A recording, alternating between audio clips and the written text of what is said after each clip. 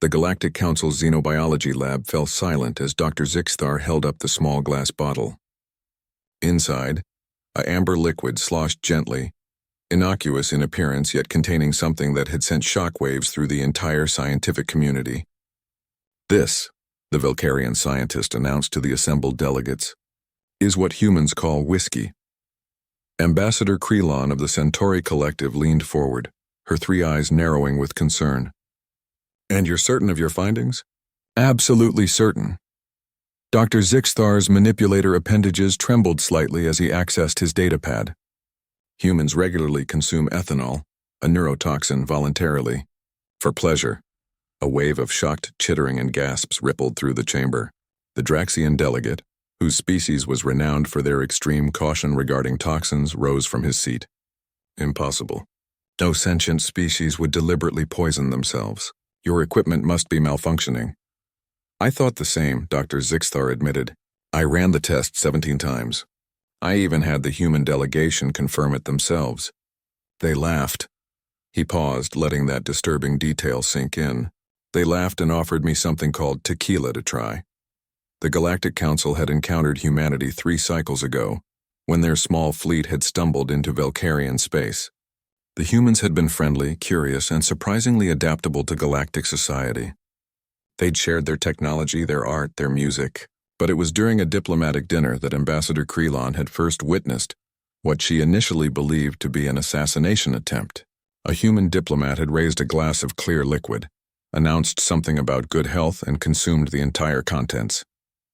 Krelon had nearly triggered a diplomatic incident by calling for security, only to find every human at the table doing the same thing. They'd called it a toast. "Perhaps we should hear from the humans themselves," suggested Councillor Vex, the ancient Aquilon who served as the Council's voice of reason. "Understanding is the foundation of unity." The human ambassador, a woman named Sarah Chen, was summoned. She entered the chamber with the characteristic confidence her species displayed, seemingly unaware that she represented what the galaxy now considered a biological impossibility. "Ambassador Chen," Krelon began carefully, "we've been analyzing the substances your people brought to share at our cultural exchange.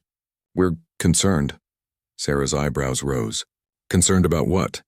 The wine? The beer?" "All of it," Dr. Zixthar interjected. "Ambassador, ethanol is classified as a Class 3 neurotoxin across 47 member species. It causes cellular damage, impairs neural function, and in sufficient quantities can be lethal. Yet humans consume it recreationally." Sarah blinked, then smiled. That peculiar human expression that could mean so many things. "Oh, you mean alcohol?" "Yes, we drink it. Have for thousands of years. But why?" The question burst from Krelon before she could stop herself. "Why would your species voluntarily consume poison?" Sarah settled into her chair, clearly warming to the topic. "Well, in small amounts, it makes us feel relaxed. Social inhibitions decrease. It's been part of our bonding rituals, celebrations, and even religious ceremonies throughout our history." "Your species bonds over poisoning each other?" The Draxian delegate sounded faint. "When you put it that way, it sounds bad," Sarah admitted. "But think of it this way, our bodies process the toxin. We have an enzyme, alcohol dehydrogenase, that breaks it down. Sure, if we drink too much, we feel terrible the next day. You continue drinking even after experiencing negative effects?" Dr. Zixthar was frantically taking notes. "Some of us learn slower than others," Sarah said with a laugh. "But alcohol is also used in medicine, preserving food and creating art. Some of our finest moments in history happened over drinks. Treaties were signed, friendships forged, loves confessed." Councillor Vex's deep voice rumbled through the chamber. "Fascinating. Your species has integrated a toxin into the very fabric of your social structure. Tell me, Ambassador Chen, what else do humans consume that we might find alarming?" Sarah's expression turned thoughtful. "Well, there's caffeine, a stimulant we use to increase alertness. Capsaicin, which triggers pain receptors, but we consider it a flavor enhancer. Oh, and some human populations have built up tolerances to various toxins in their regional foods." The chamber erupted into chaos. Delegates were accessing their datapads, pulling up human dietary information with increasing alarm.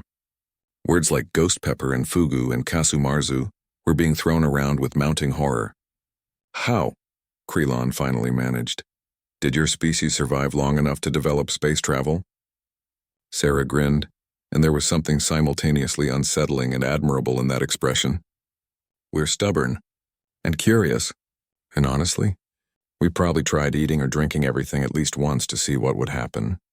The ones who survived passed on their knowledge. Trial and error evolution, Dr. Zixthar murmured.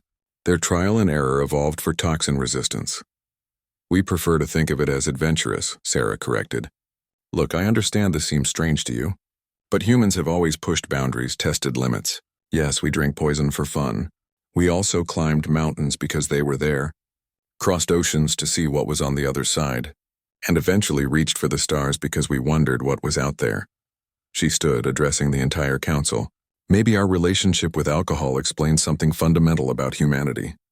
We see danger, and instead of just avoiding it, we ask, how can we master this? How can we make this part of our experience? It's not just about the drinking, it's about our refusal to let anything, even our own biology, limit us.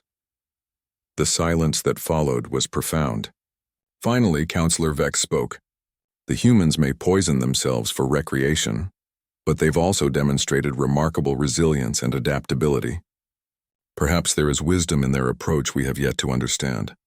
With respect, Counselor, the Draxian delegate said weakly, I think I'll stick to water. Sarah's laugh echoed through the chamber. Fair enough, but if you ever change your mind, the first round's on me. As the council adjourned, still reeling from their discoveries, one thing became clear.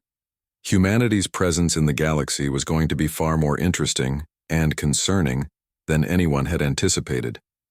And somewhere in the human delegation's quarters, a bottle of champagne was being opened to celebrate humanity's official recognition as the galaxy's most delightfully insane species.